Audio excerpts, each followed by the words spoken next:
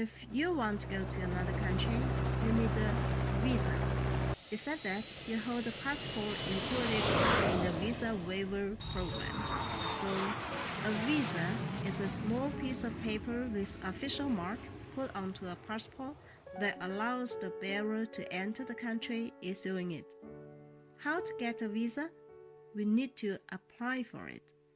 Apply, it means asking for, requesting, or seeking something by going through some procedures. If you are the one who applies for something, you are the applicant. When you apply for a visa, you must fill the application by filling out the application form and paying the application fee. Now, let's see what we should know when filling out the application form. First, name. Name is a very common word in daily language. When we want to know someone, we always ask their name. We will say, "What's your name?" But we seldom see the word name alone in a form. What we have is surname, also called family name or last name. Members of a family have the same surname but different first name or given name, which is given or granted by our parents or other dear family members like grandparents. Some people also have other name, like maiden name, which is used by a woman before she got married. Religious name, which relates to the religion you strongly believe in and may not be given by your parents. Or alias, which is a false name. After knowing all kinds of names, we should tell if we are a man or woman. In the form, we should tick male for man or female for woman in the column of sex or gender. Now, we come to something we are very familiar with, which is related to our birth, including date of birth, place of birth. Some forms require us to fill in the city and state or province separately, country of birth, and nationality. If you have the nationality of a particular country, and if you were born there, that's your nationality at birth. But if you become a citizen because the government of the country naturalizes you, that's your current nationality. You might have been a permanent resident before you received the naturalization paper. Sometimes, even if we are reluctant to talk about our marital status, we need to fill in the form very clearly. Single means you are not married. When you are married, you have a husband or wife. If you are not living with your husband or wife, but not divorced, you are separated. You need some time to think of your marriage, but when your marriage has been legally dissolved, you are divorced, which is sad. But the saddest thing is that you love each other, but you become a widow when your husband is dead, or a widower when your wife is no longer alive. Before filling out the form, we need to get all the documents ready.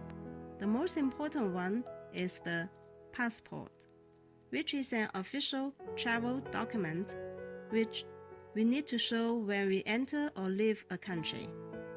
There are several types of passports. Most of us have ordinary or regular passport. The rest may have diplomatic passport, service passport, official passport, or special passport.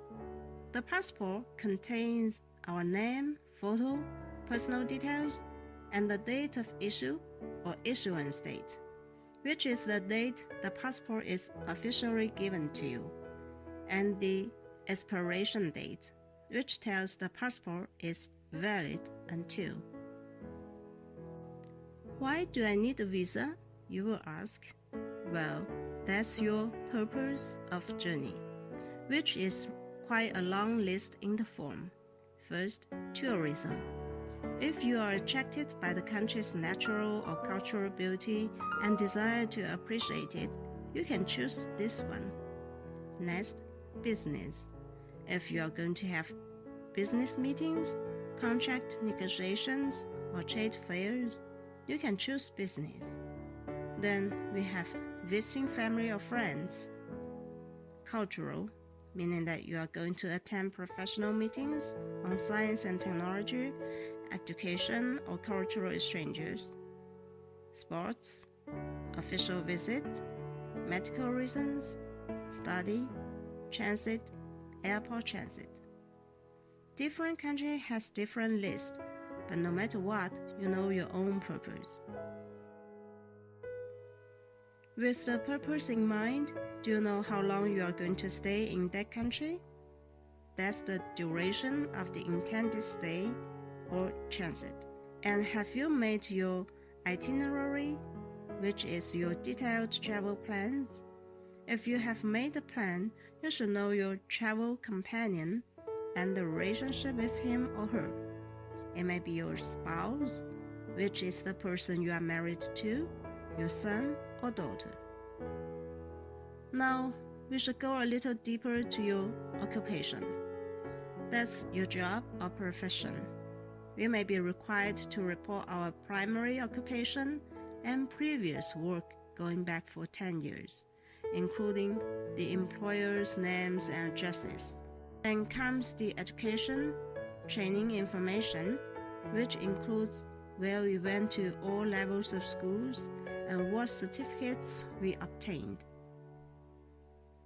Now it's time for us to worry about the cost of traveling and living during the stay. Will it be paid by the applicant himself or herself, or by a sponsor, that is, the person or organization that invites you? And what are the means of the support? By cash, which is money in the form of notes and coins, by traveler's check, which you can buy in the bank before going abroad and take with you when you travel, by credit card, or by prepaid accommodation, that is, the hotel you pay before going abroad. Up till now, we have come to almost the end of the form. For every visa application, the last part can be missing.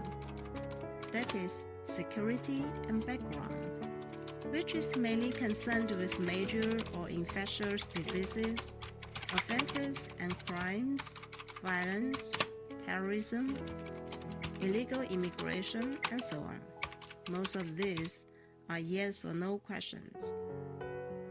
Now, we are required to upload photo, review, which means you go back and check what you have written very carefully to see if anything is wrong, and sign, which means you write your name on it.